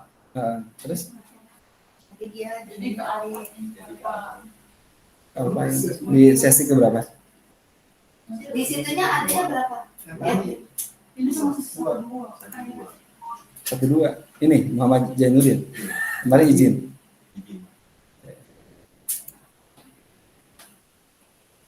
Makasih ya Pak. Ya. Nah, ini ya. Ini ada pertanyaannya Pak, izin bertanya menurut Bapak apakah dengan dibuatnya batas maksimal ya tentang masalah Omnibus Law sampai dengan kontrak kerja maksimal 5 tahun. Sedangkan ketika sudah sampai 5 tahun belum tentu diangkat menjadi karyawan tetap. Sedangkan umur kita sudah mulai bertambah, maka aturan tersebut dapat meningkatkan jumlah pengangguran. Ya, sekarang gini. Teman-teman kalau di kontrak 5 tahun tuh sebenarnya sudah termasuk bagus loh. Kenapa saya bilang bagus? Kasih kesempatan adik-adiknya yang lulusan SMA baru, masa mereka nggak boleh kerja? Pola pikirnya saya sampaikan tadi kan, teman-teman upgrade diri, teman-teman tidak berharap bekerja di tempat yang sama di kontrak terus-menerus, upgrade diri kan nanti pesertanya akan beda. Teman-teman mungkin 5 tahun kalau teman-teman tidak punya skill, tidak punya pendidikan yang lebih baik, ya secara otomatis juga dengan sendirinya mungkin perusahaan akan males rekrut teman-teman. Apa yang dibutuhkan perusahaan itu kira-kira bisa nggak sih skill teman-teman itu dimanfaatkan oleh perusahaan? Bisa memenuhi kebutuhan perusahaan, bisa membantu perusahaan jadi lebih baik. Kalau teman-teman nggak pernah kuliah, teman-teman nggak pernah upgrade skill dan segala macam, sulit. Saya bilang tadi kan, different and distinctive. Buat bedanya apa? Pak, bedanya saya mau belajar bahasa Inggris, Pak. Itu bedanya enggak. Kedua, karena itu punya Jepang, Pak. Saya belajar bahasa Jepang, Pak. Nah, ketika Anda belajar bahasa Jepang, ada bosnya, Anda ngomong Jepang, Anda nanti akan jadi asistennya dia. Kalau upgrade diri lah. Pak, ini yang punya orang Cina, saya bicara bahasa Mandarin, boleh silakan. Karena bahasa saat ini itu dibutuhkan di dalam hal ini. Saya yakin kok orang-orang luar negeri itu kebanyakan nggak cukup bahasa Inggris. Orang Jepang nggak mau belajar bahasa Inggris. Mau tidak mau Anda bisa ngomong bahasa Jepang. Tapi Pak, oke balik lagi ya, Bapak saya gitu kan. Kan dia tuh suka apa ya, pulang malam gitu kan, kerjanya pagi pulang malam gitu kan, ditambah lagi apa namanya, suka disuruh sama mereka itu pergi ke salah satu kota-kota kayak gitu. Nah itu tuh gajinya tuh nggak pernah ditambah dan itu terus di segitu aja gitu. Tapi dia kayak misalnya dia udah nggak ya, dia udah tingkat tinggi gitu kan, dia kayak D3 lah gitu kan. Tapi itu nggak ada sama sekali kayak diawin gitu. Tambah lagi kita kalau mau cuti gitu kan harus kayak kita yang maksa gitu buat cuti gitu. Padahal kan itu kan hak kita ya kan, tapi dia nggak ngasih gitu. Selama kita jadi karyawan pasti tidak akan pernah menemukan kepuasan hati kita. Sebisa mungkin sama kayak Pak Iman, beliau juga kerja di perusahaan juga. Beliau sekarang S2, sekarang lagi ngambil kuliah S3. Kenapa dia ngambil S3? Dia mungkin merasa ketika saya punya jabatan tinggi, ingin dibedakan dari teman-teman yang lain, saya harus punya skill lebih. Makanya sampai kuliah dokter. Walaupun dia di perusahaan. Sekarang saya bilang tadi kan, ngapain kita berpikir Omnibus Law udah 5 tahun udah cukup baik lah. Teman-teman kalau misalnya 5 tahun tuh kerja kalau udah kartap tuh biasanya malas-malasan. Sok aja. Maka saya bilang kalau mau kartap, upgrade dirinya. Selama 5 tahun kelarin kuliah S1. Pak, selama 5 tahun saya punya S1 nih. Lanjut S2, dapat gelar. S2 nih. Nanti kan kebijakannya perusahaan akan beda. Menilai teman-teman loyal pengen diperpanjang terus, tapi teman-teman punya skill lebih. Pak, saya berharap SMA terus menerus, ya ketinggalan zaman dan ujung-ujungnya apa perusahaan ya nyari yang lebih fresh graduate, yang nggak banyak cincong, yang nggak banyak lagu, yang menurut kecil pun mau kan gitu. Itu maksudnya. Saya bilang upgrade skillnya. Syukur teman-teman, oh ini punya perusahaan Jepang Pak, saya selain saya kuliah juga saya coba bahasa Jepang. Jadi ketika ketemu orang Jepang ngomong ke Jepang. Nanti siapa tahu Anda diangkat jadi asistennya, jadi manajer dan sebagainya, itu saat nilai plus Anda. Atau kalau Anda pengen diangkat, tidak usah melihat undang-undang dan segala macam sih kalau menurut saya. Tapi kalau saya sendiri pribadi, saya bukan orang mental yang harus kerja di tempat orang kalau saya. Saya biasanya berpikir kalau bisa kita sementara kerja di situ, kerja belajar yang digaji, tapi ke depan harus punya sendiri usaha itu. Itu yang paling pentingnya sebenarnya. Kemudian kedua, di level staff pun menerapkan sistem tersebut kontrak sampai 5 tahun ya udahlah. Saya bilang esensinya Anda kalau mental karyawan mau bagaimanapun Anda cuap-cuap ya Anda tidak akan pernah bisa untuk bisa ini karena mereka yang punya kuasa dan perusahaan tuh punya hak. Anda punya stafnya ini. Tanya apa? Makanya kuliah sampai kuliah S3 doktor. Anda lain dari yang lain. Anda ahli di bahasa Jepang segala macam. Nah itu pasti perusahaan nggak akan melepas Anda. Kenapa? Karena perusahaan mencari Anda ada orang yang beda, orang yang punya keunggulan, orang punya suatu kelebihan yang tidak dimiliki oleh karyawan kebanyakan. Anda pengen jadi orang kebanyakan orang, kemudian nuntut, ya perusahaan nggak mau. So kalau Anda jadi bosnya, nggak mau juga kan merekrut orang-orang yang kerjanya cuma lulusan SMA doang terus menerus bertahun-tahun, nggak mau. Pasti perusahaan apa pengennya apa? Kalau nggak ada apa yang dibutuhin oleh perusahaan, dia ada. Sehingga apa? Dia bisa multi talent, punya beberapa pekerjaan, bisa merangkap 2-3 orang pekerjaan, dia bisa sendiri. Satu orang. Nah, kalau mau benar-benar jadi karyawan terus-menerus. Esensinya saya bilang kan, ya harus ini. Ditambah di era sekarang untuk buka usaha mandiri pun kompetitor dan ini ya Anda belum bisa bersaing dan segala macam. Saran saya ini bukan tempat mengeluh karena semua orang punya takdirnya masing-masing. Ya, benar kan? Ya, sekarang kalau kita ngeluh hidup nggak? Kalau Anda sarjana, Anda nurunin ego, itu agak sulit. So, orang dari kampung masuk ke kita. Nggak sanggup dia bersaing. Jualan cilok, dorong gerobak, mau kan? Mau, kenapa? Karena kalau nggak jualan, dia nggak makan, dia mati. Mau nggak mereka? Mau. Persaingan ketat ya, ketat. Yang penting dia bisa hidup. Tidak menyulitkan orang lain, minimal dia bisa untuk diri dia sendiri. Berpikir sesuatu hal yang off the box lah, yang lain dari yang lain. Kita tidak usah berpikir apapun, karena hidup ini penuh dengan tantangannya ada. Hidup ini penuh dengan berbagai macam hal yang berhubungan dengan ketidakpastian. Anda kerja, kontrak kerja 5 tahun sampai Anda pensiun, tiba-tiba Anda pensiun, perusahaannya bangkrut, tutup, Anda mau kemana?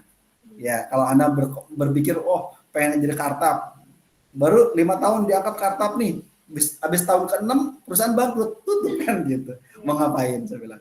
Ada hidup ini hal yang tidak pasti, mau tidak mau, hidup ini tidak pasti. Teman-teman siapkan berbagai macam keadaan yang harus teman-teman siapkan. Hidup ini penuh dengan capek. Dunia ini, dunia tempatnya capek. Kalau teman-teman nggak mau capek, jangan hidup di dunia. Kalau teman-teman setiap hari mau tidur, mati aja betul. Kalau di alam kuburnya teman pahalanya banyak, ya tidur selama-lamanya nikmat kubur teman-teman dapat. Tapi kalau teman-teman di banyak dosanya di kubur, bukannya nikmat, disiksa terus di kubur gimana ya? Saya bilang bersyukur teman-teman masih dalam keadaan sehat walafiat, diberikan umur yang panjang. Gitu. Gunakan semua manfaatkan dengan yang baik, gunakan manfaat yang ada.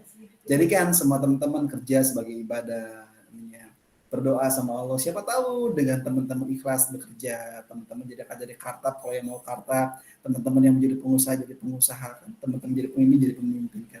Hidup ini kan sebenarnya penuh dengan ketidakpastian. Hidup itu ada dua. Kenapa saya katakan hidup ada dua?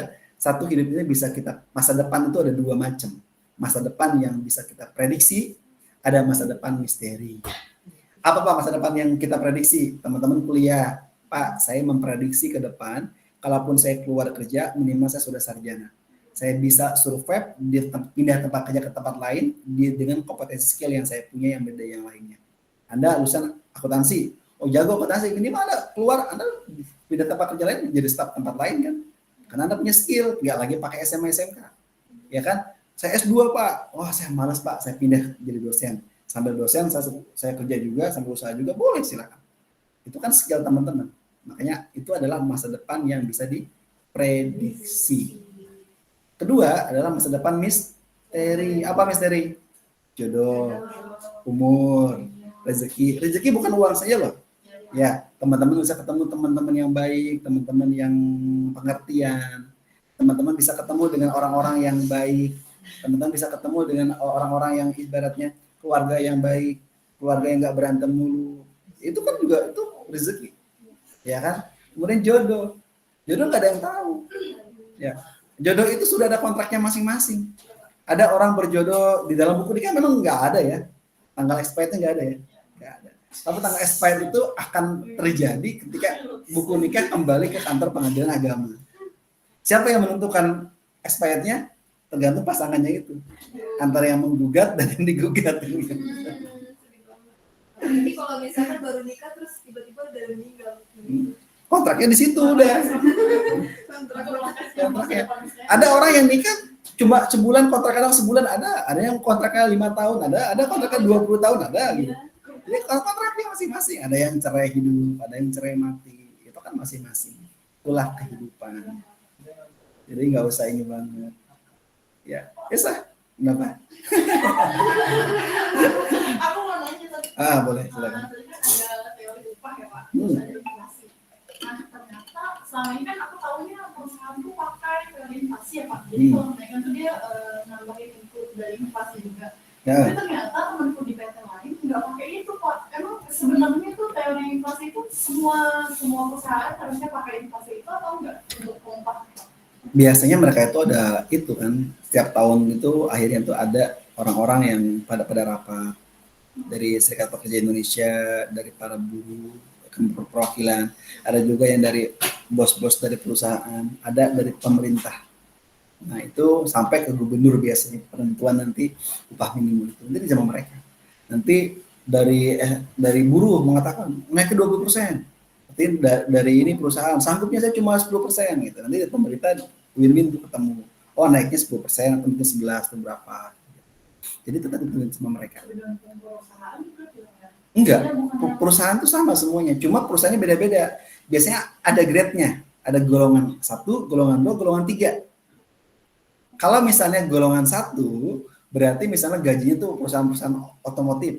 Gajinya misalnya nyampe 6, 59 misalnya. Nanti golongan elektronik misalnya cuma 55. Golongan garmen misalnya cuma 5 juta gitu. Nah itu golongannya. Walaupun UMR-nya di daerah yang sama. Maksudnya gini, setiap ada kenaikan upah, jadi kita kan misalnya UMK-nya naik 5%. Tapi perusahaan itu 5% masih ditambah inflasi juga, inflasinya kita berapa persen. Jadi kita biasanya itu di atas UMK, maaf. Jadi UMK-nya 5% ditambah misalnya dari perusahaan itu karena ada inflasi, jadi tambah 2%, jadi 7% gitu Pak. Gak apa-apa, itu lebih bagus.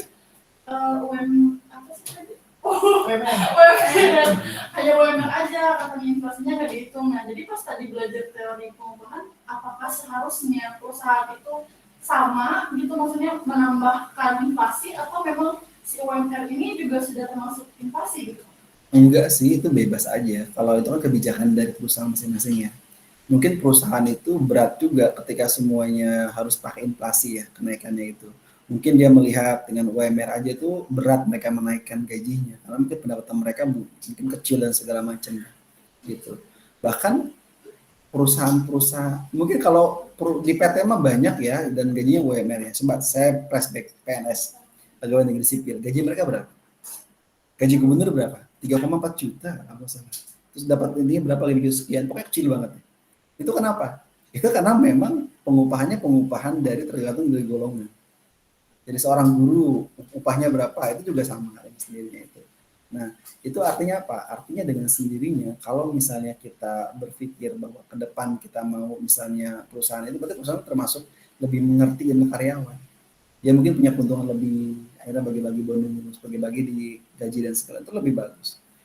Kerja di swasta di bentuk yayasan itu nggak ada aturan harus bentuk UMR, nggak ada aturan. Jadi bebas mereka.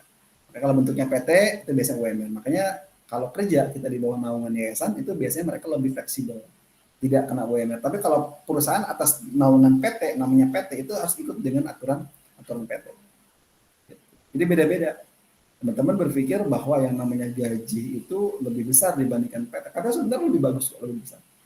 Saya itu jadi guru dari gaji UMR ke guru cuma 30% bedanya. Dapatnya bukan bedanya. Saya gaji dulu UMR tuh di PT itu 1.025.000 tahun 2007. Jadi guru cuma 30%. 400.000 jadi guru. Bayangin tuh, dimikir. Akhirnya pada itu saya berpikir gimana caranya nyari side job, nyari kerjaan lain dan sebagainya. Dan akhirnya bisa lebih tinggi dibandingkan dengan UMR itu. Bisa sebenarnya sih. Makanya kalau orang punya skill, orang punya suatu keahlian itu, dia bisa kerja dari beberapa macam tempat walaupun dia nggak kerja kemana-mana, cuma diem di rumah doang bisa dapat duit gitu. Saya kadang kalau misalnya ketemu ini segala macam, ketemu sekali gitu. Terus saya kerjaan di rumah kerjaan, ya minimal uang 1 UMR dapat saya, cuma ngajar sehari 2 hari, kayak gitu. Itu artinya apa? Artinya memang kita punya skill tadi. Makanya saya bilang ke teman-teman, jangan pernah di PT itu capek kerja loh, shift 1, shift 2, shift 3 itu capek banget. Saya ngerasain kok. Teman-teman jangan mikir Pak Arif nggak pernah ngerasain, saya ngerasain di PT saya. Saya bukan orang yang ibaratnya ini sampai saya kerja, kemudian saya kuliah, kemudian saya mesti jadi guru. Jadi guru saya mikir lagi muleng, saya mikir gimana nih bisa dapat gaji lebih besar daripada UMR kan gitu. Saya bisa dapat, ternyata apa? Tergantung dari pemikiran kita. Ternyata kalau teman-teman berpikir gaji teman-teman bisa dapat 20, 30 itu teman-teman fokusin aja, dapat. Karena kenapa? Karena diri kita berpikir sesuatu hal, karena teman-teman ngomong 20 aja udah berat. Nih, saya kasih tahu ya. Circle teman-teman, kalau gaji teman-teman 5 juta, teman-temannya 5 juta semua gajinya. Sok ganti, circle teman-teman gajinya yang 50 juta. Yang gajinya omsetnya miliaran, circle-nya. Nanti suatu saat nanti, setahun, 2 tahun, teman-teman akan ngomongnya akan beda. Ngomongnya udah nggak main lagi jutaan, tapi udah mainnya million. Kenapa? Karena teman itu mempengaruhi siklus kehidupan kita di situ. Atau mau gajinya naik, tadi teman-teman yang gajinya 20 jutaan misalnya. Bukan berarti teman meninggal, enggak. Karena teman-teman tuh gini loh. Manusia itu cenderung berpikir bahwa kelompok itu adalah kelompok pembenaran. Pak, saya sudah benar Pak. Dan merasa membenarkan bahwa yang dia benarkan itu. Sok deh, kalau teman-teman di perumahan. Orang-orang kerja PT semua. Sering dong mereka kan kumpul bareng dan segala macam. Kenapa? Karena mereka siklusnya hanya kerja di perusahaan, tidak punya suatu ide lain untuk menghasilkan cuan di luar waktu kerja mereka. Kalau mereka punya apa? Mereka tidak akan punya waktu buat mereka nongkrong. Nongkrongnya di mana Pak? Starbucks nongkrongnya. Kerja 4 jam, 5 jam, kerjaan selesai, dapat uang, pulang. Gitu kan? Saya orang nggak pernah nongkrong dengan orang lain. Kalau nongkrong ketemu klien nongkrong di mana Starbucks, ketemu ngobrol ini sejam, 2 jam, 3 jam. Udah, saya lagi bahas kerjaan di rumah, saya lari ke Starbucks, kalau nggak tempat makan, kopi lain segala macam yang agak hening, tempatnya mungkin nyari suasana segala macam, selesai kerjaan, pulang, kopi habis, makanan habis, cemilan habis, ya udah, ibarat kita habis 150.000 satu kali kita kerja di tempat itu, menurut saya itu dengan kerjaan yang bisa mendapatkan UMR, satu kali kerjaan ya balik modal lah, gitu dipikirinnya. Jadi makanya saya bilang ke teman-teman harus kreatif. Di era saat ini, kalau teman-teman tidak kreatif, yang ada tergerus dengan zaman. Ke depan tuh teman-teman wajib tuh mulai belajar tuh bahasa Inggris, bahasa Mandarin. Karena Cina udah banyak banget masuk ke kita. Saya malah mikir kayak kalau nanti ke depan 5 tahun lagi bahasa Mandarin, saya harus bisa nih kayaknya. Kalau bisa bahasa Mandarin kayak keren. Kenapa bilang gitu? Nanti kan orang-orang Cina ke Indonesia banyak ya. Ya, teman-teman kan orang nggak bisa ngomong kan. Teman-teman bisa translator. Teman-teman bisa menceritakan apapun. Dan teman-teman bisa jadi asisten tour guide-nya mereka. Belajar bahasa Arab mau Ustadz udah biasa. Ustadz. Ya, bahasa Arab wajib. Gini kan. Cuma saya bilang tadi, kalau teman-teman mau menguasai sesuatu, ya teman-teman kuasain di situ. Dan teman-teman bisa menguasai suatu hal yang ke depan lebih ini, saya bilang tadi kan, teman-teman nggak usah takut omnibus law, teman-teman nggak usah takut kontrak kerjanya nggak diperpanjang, kartap segala macam. Saya bilang mindset pola pikir kita harus dirubah. Karena kalau mindset pola pikir kita terus begitu mengharapkan itu doang, berat. Hidup kita tidak akan bisa apa-apa. Udah ya, berat ya. Jadi kalau kita masih mau hidup, ya, kalau kita mau hidup kita harus siap capek, ya. Kalau teman-teman nggak mau siap capek, ya tadi kata Ustadz bilangnya apa? Suruh dikubur gitu. Ya, kalau dikubur punya pahalanya banyak, amalnya banyak, nikmat kubur. Ya. Kayak tidur selama-lamanya, nikmat tidur, tahu-tahu udah hari kiamat katanya kan. Ya. Terus tiba-tiba di dalamnya amalnya jelek, yang banyak dosa segala macam, yang ada bawa peluru kita dalam kubur kan gitu. Makanya banyak hal yang memang harus disiapkan. Bersyukur kalau masih punya kesempatan sama Allah diberikan kita kesempatan untuk kita masih hidup, siapkan dari sekarang. Kita harus siap capek. Hidup itu cuma 2 pilihan, kaya atau enggak sama sekali. Ya. Kalau teman-teman misalnya yang mikir, Pak saya biasa aja, orang biasa aja tuh nggak bisa bantu orang banyak. Kan kalau teman-teman ingin bantu orang banyak, teman harus kaya. Teman-teman harus jadi seorang owner. Kenapa jadi owner? Teman-teman punya karyawan. Karyawan, dia kerja laki-laki, suami atau sebagai istri, dia bisa ngidupin anak istrinya, ya kan? Dari usaha yang kita punya. Semakin banyak pahala yang kita dapatin tuh, kalau lihat dari multi marketing tuh, keren. Kalau kita kerja doang, kita cuma dapat pahala kita cuma buat anak sama istri doang, atau suami kan? Makanya hidup ini harus capek. Capek di usia muda nggak apa-apa. Daripada capek di usia pensiun, ya nggak ngapa-ngapain, nanti yang ada S3 ya. Ada stres, stroke, stop, kubur. Ngeri kan? Gitu. Makanya pilihannya lebih baik capek. Karena kalau capek, teman-teman bisa mengupgrade diri teman-teman ke depan. Oke, ada lagi pertanyaan ya? Thank you ya. Jam 12 lewat 10 menit. Teman-teman juga harus siap-siap tuh. Istirahat dulu, nanti jam 1 lanjut lagi ya. Dari mata kuliah yang berbeda. Terima kasih. Sampai jumpa di minggu depan. Kita akhiri bersama alhamdulillahirabbil alamin. Assalamualaikum warahmatullahi wabarakatuh. Waalaikumsalam warahmatullahi wabarakatuh. Terima kasih Bapak. Waalaikumsalam warahmatullahi wabarakatuh. Terima kasih Bapak. Nah, ini